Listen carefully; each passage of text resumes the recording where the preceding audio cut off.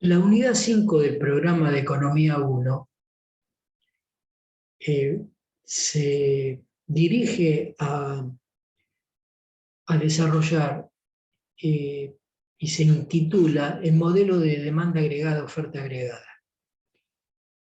Este es uno de los modelos, de los tantos modelos, es decir, de las construcciones matemáticas que los economistas han creado a través del tiempo para explicar el funcionamiento de una economía en su conjunto. Es decir, que se trata ya a esta altura, en la unidad 5, de desarrollar todos los aspectos que tienen que ver con esta rama de la economía llamada macroeconomía, creada a partir del aporte de John Maynard Keynes y otros pensadores en el siglo XX, las primeras décadas del siglo XX, que estudia más precisamente el comportamiento de los agregados económicos, es decir, de las variables que representan los comportamientos de grandes masas de población o de los agentes económicos a través del tiempo. El pretendido propósito de este modelo que acabo de mencionar u otros modelos es tratar de predecir o explicar hacia dónde va, en qué etapa está el ciclo económico.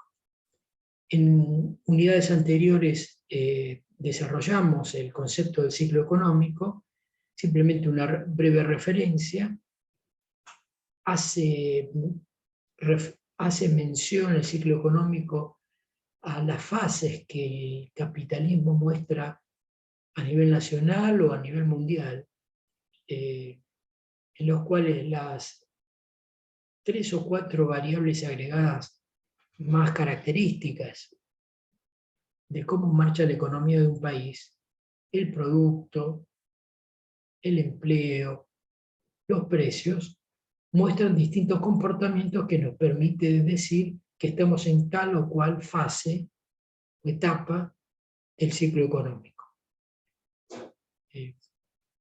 Recuperación, auge, recesión y depresión son las denominaciones de esas posibles etapas que, si bien cuando se presentan los libros de texto aparecen secuencialmente, temporalmente, una detrás de la otra, en realidad no necesariamente tal cosa tiene que ocurrir. Para ir ingresando a ese modelo, previamente en realidad vamos a ver una explicación simplificada de lo que fue el aporte de John Maynard Keynes, que se denomina el modelo del multiplicador.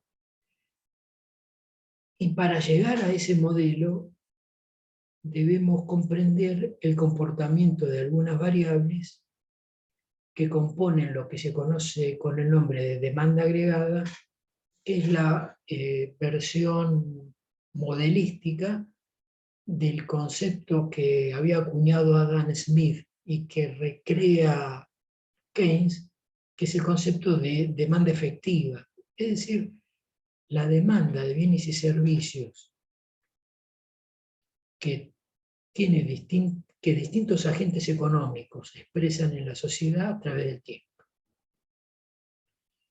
Esa demanda agregada, o demanda efectiva, como querramos decirlo, tiene distintos componentes, distintos comportamientos que se suelen explicar. Hoy vamos a ver uno de ellos, que es el consumo privado, que tiene su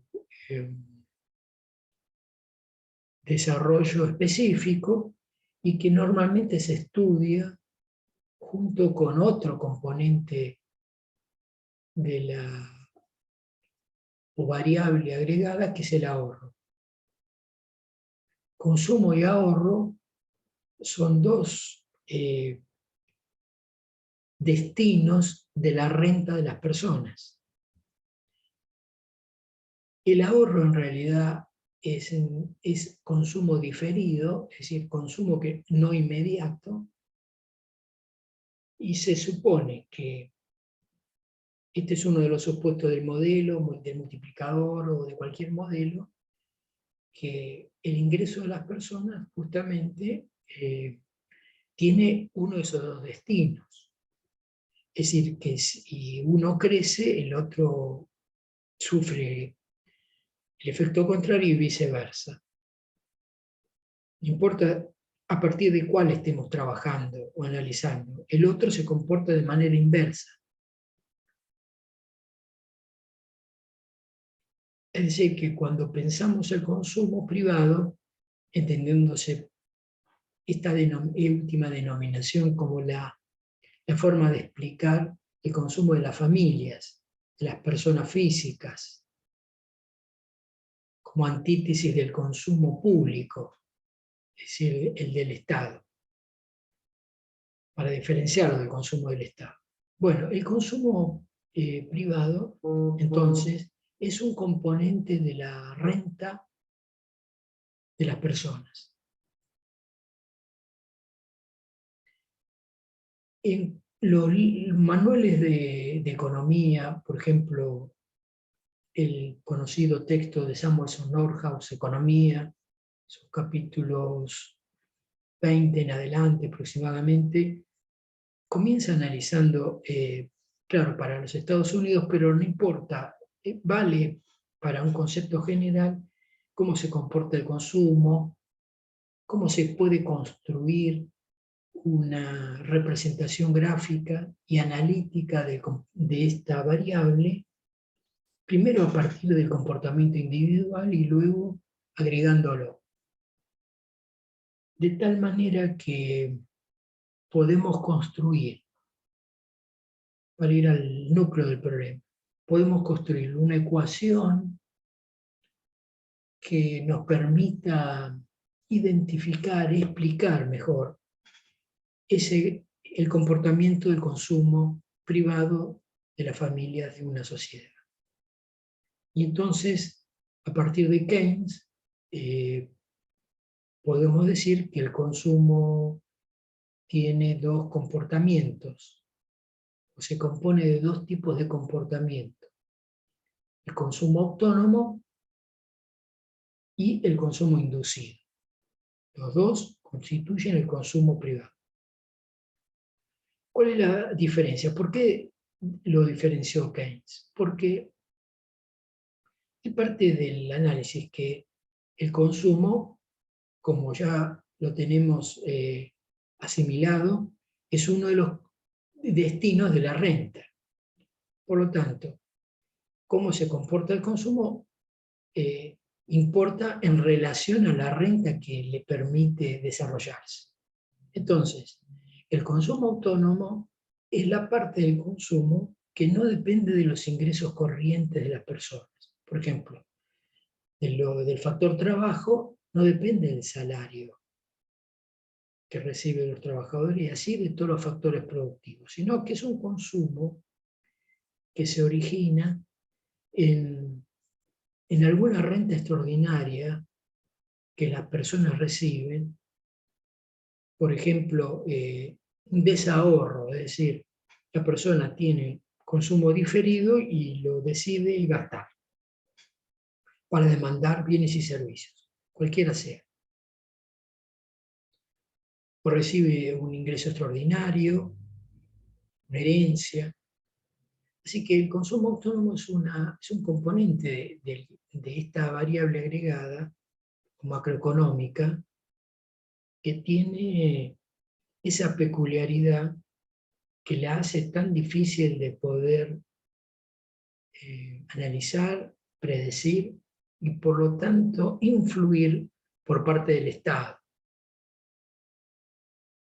Y aquí vale la pena decirlo.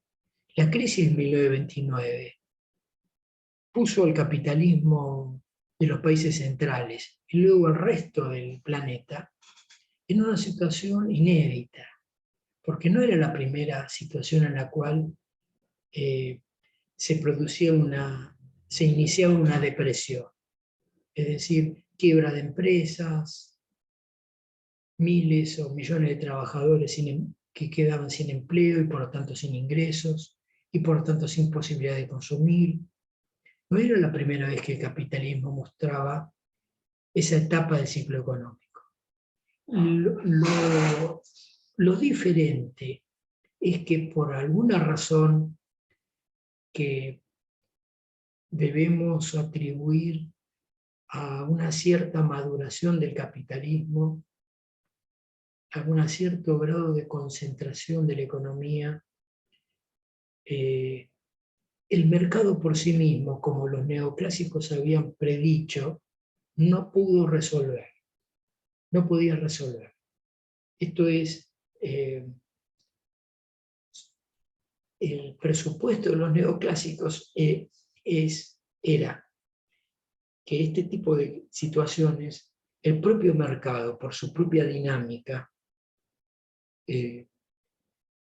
con precios flexibles, que suben y bajan según la oferta y la demanda, lo podía resolver, reiniciando el ciclo económico. La rigidez, justamente el mercado de trabajo, para pensarlo en términos keynesianos, la rigidez del mercado de trabajo, es decir, la dificultad para que ese precio, el precio del trabajo, se adecuara, es decir, cayera todo lo necesario para que el capitalismo volviera a renacer, a la actividad. Segundo, para que las expectativas de los empresarios renacieran y volvieran a invertir. En esa crisis no se verificó. Y entonces apareció la necesidad de una intervención sistemática, permanente y organizada de una institución ajena al mercado, no creada por el mercado, como es el Estado y sus instituciones, el gobierno, las agencias gubernamentales y los otros poderes del Estado, tratando de revertir esa etapa del ciclo e iniciar un ciclo de crecimiento o de recuperación y crecimiento. Y entonces, necesariamente fue que el aporte de Keynes y otros pensadores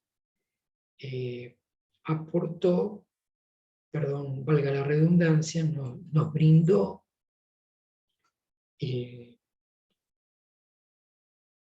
conceptos, relaciones, interpretaciones para tratar de sistematizar, de pensar cómo funciona la economía a nivel de todo un país o de una región o a nivel mundial, para posibilitar desde la macroeconomía la política económica, es decir, la intervención del Estado en la economía de una manera racional, pensada, con planes, con algún tipo de organización. Entonces, el consumo autónomo es la parte del consumo donde es más difícil que el Estado pueda hacer una predicción porque depende de esas circunstancias que les mencioné. En cambio, el consumo inducido sí es un componente de esta variable agregada sobre la cual el Estado puede actuar a través de distintas herramientas. Esto dio lugar a que la ecuación que refleja el comportamiento del consumo, el segundo sumando del segundo miembro sea representativo del consumo inducido, esté constituido por una serie de componentes que vale la pena analizar con precisión. Esos componentes son, una creación de Keynes, la propensión marginal a consumir. Un coeficiente, valor, que se mueve entre 0 y 1, que nunca puede llegar a 0, ni nunca llega a 1, que pondera la evolución de la renta disponible, es decir, de la renta que los consumidores tienen para poder utilizarla en el consumo. Esa propensión marginal a consumir es una creación literaria de Keynes, basada en sus maestros, que muestra una relación entre dos variables que cambian entre sí, que se relacionan entre sí. Nos dice la propensión marginal a consumir cómo cambia el consumo cuando cambia la renta. Esa relación, ese cociente entre variaciones,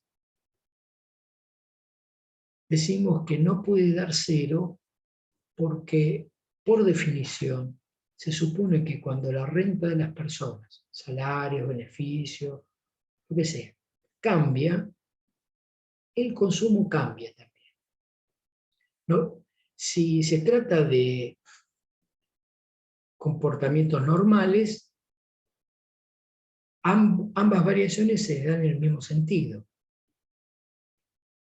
Es decir, que cuando la renta aumenta, aumenta el consumo, cuando la renta disminuye, disminuye el consumo. Salvo casos excepcionales, el comportamiento es el que acabo de mencionar. Por lo tanto, si cuando cambia el denominador, la renta disponible, cambia el consumo, el cociente nunca puede dar cero.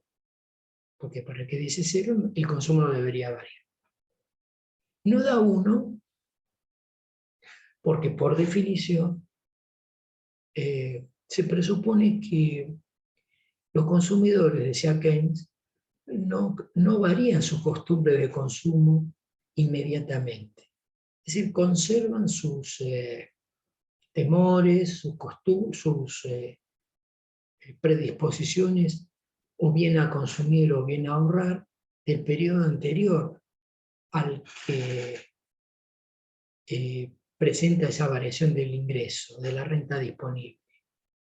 Y entonces, nunca podemos pensar, nunca se debería dar que si la renta aumenta un 10%, el consumo se aumentase en la misma proporción, sino menos. Por lo tanto, esa propensión marginal a consumir siempre va a ser un número menor que 1, mayor que 0. Propensión quiere decir tendencia, predisposición. Marginal porque se refiere al individuo, no es peyorativo. Y a consumir porque de eso estamos hablando. Entonces, ese coeficiente que supuestamente se puede medir a partir del análisis de las cuentas nacionales, es decir, de la medición de cómo evolucionan los salarios, los beneficios, y por lo tanto eso exigió desde un comienzo al Estado norteamericano y después a todos los estados, incluyendo el nuestro, medir. Y primero lo hizo el Estado, después modernamente también lo hacen consultoras privadas, universidades. Se mide. Todos los comportamientos se miden. Para eso son la encuesta permanente de hogares que hace el INDEC, el censo que periódicamente hace el Estado argentino, y así otras, las encuestas de opinión. Todo ese tipo de mediciones apuntan, entre otras cosas, para lograr este tipo de medición, pero que obviamente es el Estado, por la cantidad de información que maneja, el que mejor lo puede realizar, porque tiene el conjunto de la sociedad, de la economía, frente a sí, tiene esa obligación. Bueno, la propensión marginal a consumir pondera, multiplica la renta disponible. ¿Qué es la renta disponible? Es la renta que reciben las personas, la renta nominal, menos los impuestos que pagan. Ahí tienen ustedes, tenemos un componente de la fórmula que refleja la política económica. ¿Cómo están compuestos los impuestos? Es decir, ¿qué peso tienen los impuestos directos, los indirectos? si sube o baja la tasa de impuestos, va a determinar la renta disponible. Y por lo tanto, en definitiva, frente a una cierta propensión marginal a consumir, ¿cuál va a ser el consumo inducido? Por lo tanto, ahí tenemos definido, digamos, de alguna manera, esta variable tan importante de la demanda agregada o demanda efectiva, que en todos los países en general constituye una variable fundamental para predecir qué va a pasar con el producto, qué va a pasar con el empleo, e incluso qué va a pasar con los precios. Bueno, hasta acá, entonces, desarrollamos este componente de la demanda agregada, diciendo que su antítesis, el consumo diferido, el ahorro, Keynes lo reflejó con los mismos comportamientos, es decir, mencionó que hay una parte del ahorro o consumo diferido que es autónomo, es el que no depende de la renta disponible, y otra parte que es inducido con el mismo comportamiento, con las mismas variables, en este caso la variable, el coeficiente lo llamamos propensión marginal a ahorrar, que analizábamos antes. Esa propensión marginal, tanto en el consumo como en el ahorro, en la representación gráfica, constituye la pendiente de la función de consumo o de ahorro. Repito, cuando la propensión marginal a consumir aumenta, la propensión marginal a ahorrar disminuye. De tal manera que ambas muestran, sumadas, el cambio en la renta.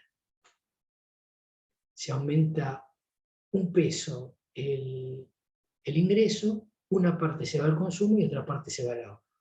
Si la propensión marginal a consumir es mayor que la otra propensión, bueno, eso se va a reflejar en la composición de cómo la renta se destina.